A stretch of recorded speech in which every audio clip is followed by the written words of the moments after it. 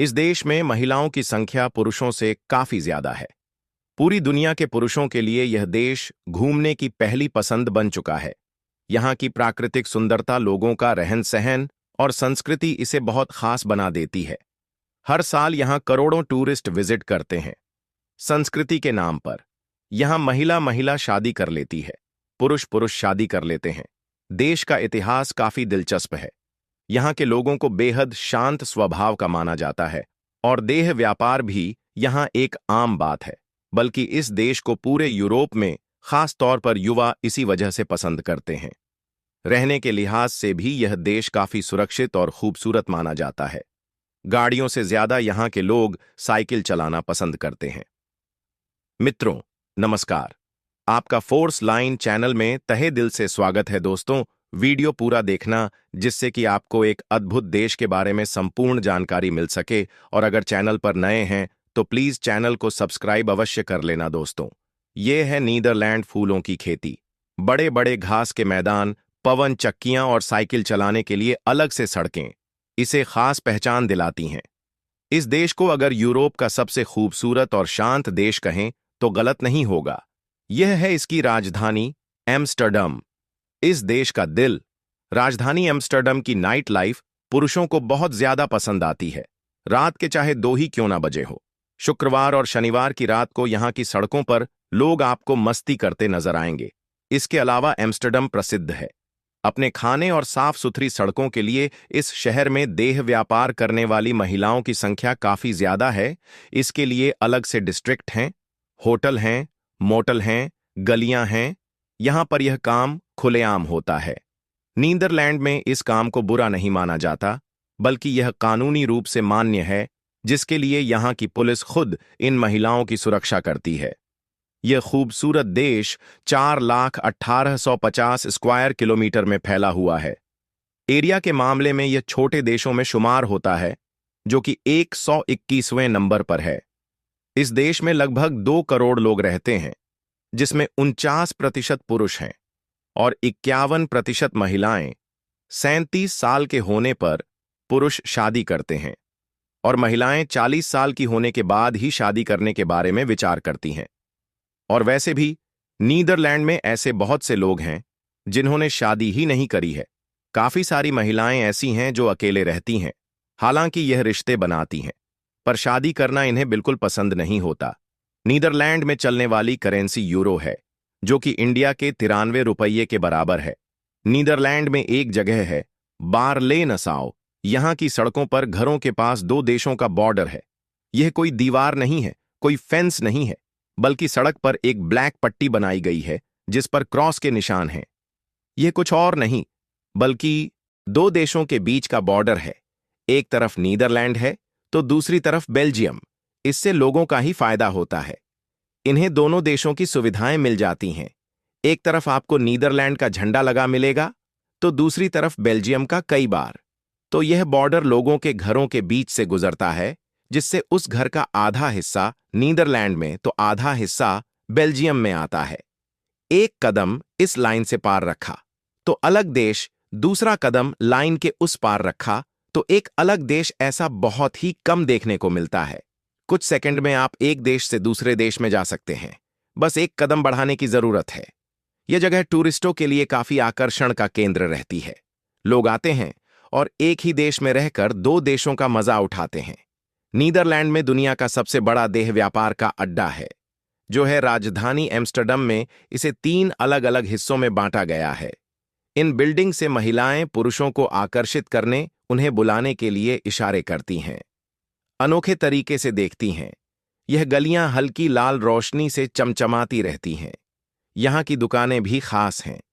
300 खिड़कियां ऐसी हैं जिनके शीशों से महिलाएं पुरुषों को रिझाने की कोशिश करती रहती हैं। इन सभी महिलाओं की कमाई के अनुसार इन्हें यहाँ पर टैक्स देना होता है। यह सब 1980 से यहाँ पर कानूनी रूप से हो रहा है। पूरे इलाके को सरकार अपनी निगरानी में रखती है। महिलाओं का समय समय पर चेकअप किया जाता है, मेडिकल सुविधाएं दी जाती हैं, इन्हें सुरक्षित रखा जाता है, साफ सफाई पर ध्यान दिया जाता है ताकि ज्यादा से ज्यादा कस्टमर इनके पास आ सकें। हाल ही में यहाँ एक और नया एरिया इसी तरह का बनाया गया है, जिन्हें यह महिलाएं किराए पर ले रही हैं। इसमें साफ सुथरी गलियां और कमरे हैं, जहां वह अपने कस्टमर को ला सकती हैं। और सरकार ने इन कमरों का किराया काफी कम रखा है, ताकि इस काम से जुड़ी महिलाओं को ज्यादा से ज्यादा फायदा हो सके, बिचौलियों की जरूरत ही ना पड़े। इन लोगों को सबसे लंबा माना जाता है, क्योंकि यहाँ के लोगों की औसतन लंबाई पुरुषों में 5 फीट 11 इंच और महिलाएं 5 फीट 7 इंच होती हैं, 6 इंच की होती है। यहाँ पर कोई भी कहीं भी बिना डरे घूम सकता है, फिर चाहे वह दिन हो या फिर रात के 12 बजे हो, या फिर जंगल हो या कोई शून्य स्थान जगह, किसी को कोई खतरा नहीं। जेल तो बनाई गई है, पर इन जेलों में कैदी ढूंढने से भी नहीं मिलते। साल 2013 की बात है, जब नीदरलैंड की 8 जेलों को बंद कर दिया गया था, क्योंकि उनमें रखने के लिए कैदी ही नहीं बचे थे। इस देश का कानून सख्त है, जिस वजह से लोग क्राइम कम ही करते हैं। इसके अलावा जो कुछ कैदी हैं भी, उन्हें सीधा जेल में नहीं डाल दिया जाता, बल्कि उन्हें सुधारने के लिए सुधार गृहों में भेजा जाता है, जहां उन्हें एक अच्छे नागरिक बनने और क्राइम से दूर रहने के लिए प्रेरित किया जाता है। इसी वजह से आज नीदरलैंड दुनिया के सबसे सुरक्षित देशों में से एक है। यहाँ की 50% आबादी ईसाई धर्म को फॉलो करती है। 42% में ऐसे लोग हैं जो किसी भी धर्म पर यकीन नहीं रखते। 6% में इस्लाम को मानने वाले रहते हैं। 0.5% में हिंदू हैं। 0.5% में यहूदी हैं। बाकी 1% में अन्य धर्मों के लोग आते हैं। नीदरलैंड अपने सुंदर फूलों के लिए भी प्रसिद्ध है।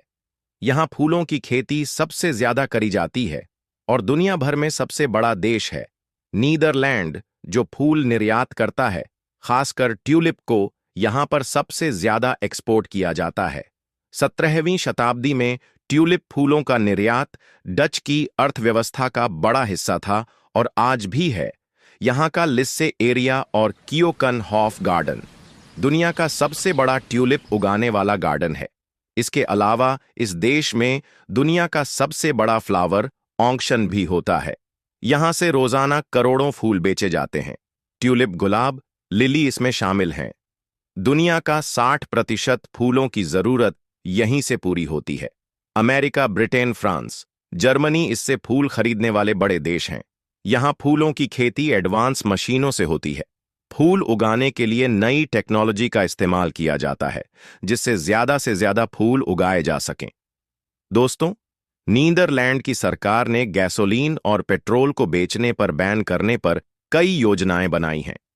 साल 2030 तक नीदरलैंड में पेट्रोल डीजल से चलने वाली गाड़ियों को बेचने पर पूरी तरह से रोक लगा दी जाएगी और इसकी शुरुआत हो चुकी है। कई ऐसे शोरूम हैं जहां सिर्फ इलेक्ट्रिक व्हीकल ही बेचे जाते हैं। पूरे देश में तेजी के साथ इलेक्ट्रिक व्हीकल को बढ़ावा मिल रहा है। जगह जगह पर चार्जिंग स्टेशन खुल रहे हैं। लोगों ने खुद पर्यावरण और क्लाइमेट चेंज की समस्या को देखते हुए पेट्रोल और डीजल से चलने वाली गाड़ियों का इस्तेमाल करना भी बंद कर दिया है और अब यहां पेट्रोल की खपत भी कम हो रही है। इससे नीदरलैंड का पर्यावरण और साफ आबोहवा हर किसी को पसंद आ रही है। हवा में किसी तरह का कोई प्रदूषण नहीं है। देश पूरी तरह से कार्बन फ्री बनता जा रहा है। 2030 तक इस देश में सभी पेट्रोल डीजल की गाड़ियों पर बैन लगने वाला है, जिसके लिए लोग पूरी तरह से सहमत हैं और खुद उन्होंने इसका इस्तेमाल करना बंद कर दिया है। वैसे तो यूरोप में कई बंदरगाह हैं, लेकिन नीदरलैंड का रॉटरडम बंदरगाह यूरोप का सबसे बड़ा बंदरगाह है। यह बंदरगाह समंदर से 40 किलोमीटर तक लगा हुआ है। रॉटरडम से जर्मनी, फ्रांस, यूके और बेल्जियम तक बड़ी मात्रा में सामान पहुंचाया जाता है। अटलांटिक महासागर और यूरोप के अंदर की मार्केट के बीच में उन्हें जोड़ने वाला यह एक खास गेट है। इसे एडवांस इंफ्रास्ट्रक्चर के साथ डिजाइन किया गया है, जिसमें डीप वाटर टर्मिनल और एफिशिएंट ट्रांसपोर्ट नेटवर्क शामिल हैं। रॉटरडम बंदरगाह नीदरलैंड की अर्थव्यवस्था का एक बड़ा सेंटर है, जहां से करोड़ों टन का माल हर साल इंपोर्ट और एक्सपोर्ट किया जाता है। इसके अलावा ग्लोबल शिपिंग इंडस्ट्री में भी यह अपनी अहम भूमिका निभाता है। राजधानी एम्स्टर्डम अपनी नहरों के लिए भी जानी जाती है। इस शहर की खूबसूरती, इमारतें, पुरानी बिल्डिंग और साफ नहरें इसे और खूबसूरत बना देती हैं। यह नहरें इतनी कमाल की हैं कि यूनेस्को ने इन्हें अपनी वर्ल्ड हेरिटेज साइट्स में भी शामिल किया हुआ है। लोग छोटी छोटी बोट्स का सफर करते हैं, जिससे पूरे शहर को देखा जा सकता है। यह नहरें शहर के हर कोने से जुड़ी हैं, मानो यह कोई सड़कों के नेटवर्क की तरह हो। देश में जगह जगह पवन चक्की लगी हुई है। खास तौर पर किंदरचिक और नानसेस्कंस के इलाकों में यह पवन चक्कियां या नीदरलैंड की प्राचीन तकनीक और प्राचीन सुंदरता की पहचान है। डच इतिहास और वाटर मैनेजमेंट सिस्टम को भी यह दिखाती हैं। नीदरलैंड का एक बड़ा हिस्सा नॉर्थ सी से लगा हुआ है, जहां के समंदर के किनारे बेहद ही खूबसूरत नजर आते हैं। लोग यहां भारी संख्या में आते हैं, मौज मस्ती करते हैं, घंटों समय बिताते हैं। यहां पर सूरज को डूबते हुए देखना वाकई में लाजवाब रहता है। दोस्तों, नीदरलैंड में एक गांव है जो पूरी तरह से नदियों नहरों के बीच बसा हुआ है। इसका नाम है जिया थॉर्न। यहाँ की प्राकृतिक सुंदरता देखने योग्य है। पर्यटक यहाँ आते हैं, नहरों के बीच बसे इस खूबसूरत गांव में शांति का एक अलग अनुभव करते हैं। यह गांव इतना खूबसूरत, मानो किसी परियों की कहानी का एक हिस्सा हो। दोस्तों, नीदरलैंड में लोगों को साइकिल चलाना बहुत पसंद है, इसीलिए इसे साइकिलों का देश भी कहा जाता है। यहाँ हर सड़क पर साइकिल चलाने के लिए अलग से जगह बनाई गई है। लोग गाड़ियों से ज्यादा साइकिल चलाना पसंद करते हैं। साइकिल से ऑफिस जाते हैं, स्कूल जाते हैं, कॉलेज जाते हैं, शॉपिंग करते हैं, यहाँ तक कि चर्च भी जाते हैं। इससे इनकी हेल्थ भी ठीक रहती है और पर्यावरण भी साफ बना रहता है, क्योंकि नीदरलैंड सिर्फ 41,000 स्क्वायर किलोमीटर में ही फैला हुआ है, जबकि यहाँ 1,80,00,000 से ज्यादा लोग रहते हैं। जिस वजह से यहाँ पॉपुलेशन डेंसिटी काफी ज्यादा है, जमीन कम पड़ रही है और लोग ज्यादा हैं। इसके लिए यहाँ के लोगों ने एक नया तरीका निकाला है कि देश में नहरों की कोई कमी नहीं है, तो लोगों ने ऐसी नाव, ऐसी बोट्स बनाना शुरू करी हैं जो कि एक घर की तरह है। ये हाउस बोट कहलाती हैं। लोग इनमें रहते हैं और इनके घर नहरों पर तैरते रहते हैं। ऐसा ज्यादातर राजधानी एम्स्टर्डम में देखने को मिलता है। यहाँ पर यह तैरने वाले घर तेजी के साथ बढ़ रहे हैं। नीदरलैंड के लोगों को बिल्लियों से बहुत प्यार है। यह प्यार इतना ज्यादा है कि एम्स्टर्डम में बिल्लियों का एक म्यूजियम भी है। इसे कैट म्यूजियम कहा जाता है या फिर कैटन कैबिनेट। इसमें बिल्लियों की बहुत सी पेंट, स्कल्पचर, आर्ट्स और बहुत कुछ देखने को मिलता है। नीदरलैंड में आपको एक और खास चीज देखने को मिलेगी, जो है यहाँ का सोलर रोड। यह सड़क बिजली पैदा करती है। यह दुनिया का पहला सोलर रोड है जिससे बिजली बनाई जाती है। इस सड़क पर सिर्फ साइकिल ही चलाई जाती है। नीदरलैंड में सबसे ज्यादा डच भाषा बोलने वाले लोग हैं और डच यहाँ की ऑफिशियल लैंग्वेज भी है। इसके अलावा फ्रिस्क, इंग्लिश, जर्मन और फ्रेंच भी यहाँ के लोग बोलते हैं। इस देश ने 1 अप्रैल साल 2001 को सेम सेक्स मैरिज यानी कि पुरुष पुरुष और महिला महिला की शादी को कानूनी रूप से मान्यता दी थी, जिसके बाद यहाँ कई ऐसे जोड़ों ने शादी करी जो सेम सेक्स के हैं। इसके अलावा दुनिया भर से ऐसे कई जोड़े यहाँ रहने भी आए। इस तरह नीदरलैंड ऐसा पहला देश बना जिसने इसे कानूनी रूप से मान्यता दी और आज दुनिया भर में इसकी मांग करी जाती है, जिसमें से कुछ देशों ने इसे अपना भी लिया है। यह देश इतना सुंदर और शांत है कि हर साल 2 करोड़ से ज्यादा टूरिस्ट यहाँ पर सिर्फ घूमने और अपनी छुट्टी बिताने आते हैं।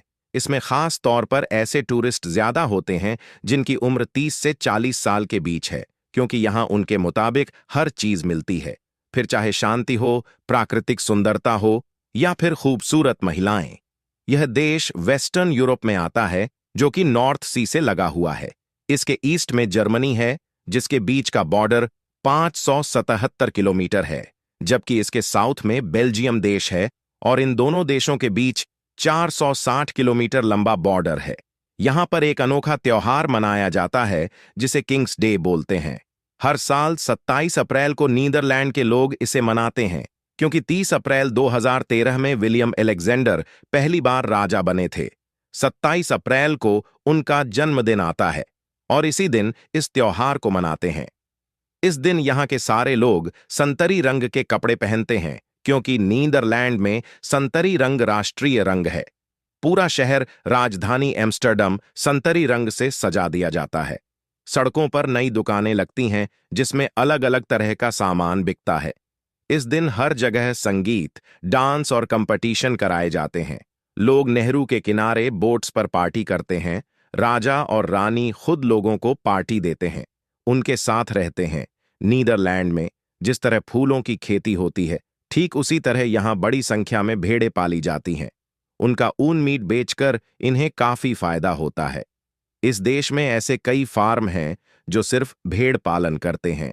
बड़ी बड़ी फैक्ट्रीज हैं जहां इनके मीट और ऊन की प्रोसेसिंग करी जाती है। इस सेक्टर से भी यहाँ की अर्थव्यवस्था का एक बड़ा हिस्सा आता है। दोस्तों, इस देश की फ्लिप कंपनी पहली बार 1967 में ऑडियो टेप लेकर आई थी। इसके बाद 1962 में इन्होंने वीडियो टेप बनाया और फिर 1962 में सीडी और तो और 1985 में सीडी रोम का आविष्कार भी यहीं हुआ था। अब तक नीदरलैंड ने 6 नोबेल प्राइज अपने नाम किए हैं। साल 1976 में विलियम फ्रेडरिक ने लिटरेचर में नोबेल प्राइज जीता था। इससे पहले साल 1953 में फ्रिट्ज जर्निंग ने फिजिक्स में नोबेल प्राइज जीता। इन्होंने फेज कंट्रास्ट माइक्रोस्कोप टेक्निक बनाई थी। इससे भी पहले 1901 में वंट हॉफ ने केमिस्ट्री में नोबेल प्राइज जीता था। इन्होंने लॉ ऑफ केमिकल डायनेमिक्स और ऑस्मोटिक प्रेशर की खोज करी थी। साल 1987 में टॉनी हॉफिट ने शांति के लिए यह पुरस्कार जीता और 1969 में जैन टिनबर्ग रेंजर फ्रिश को इकोनॉमिक्स में नोबेल प्राइज मिला था। इससे पता चलता है कि नीदरलैंड के लोग कितने ज्यादा पढ़े लिखे और नई नई चीजों को खोज करने में दिलचस्पी रखते हैं। मित्रों, यदि आप लोगों को नीदरलैंड की हमारी जानकारी अच्छी लगी हो तो आप अपने भाई के चैनल फोर्स लाइन को सब्सक्राइब और वीडियो को लाइक और शेयर अवश्य करें। धन्यवाद।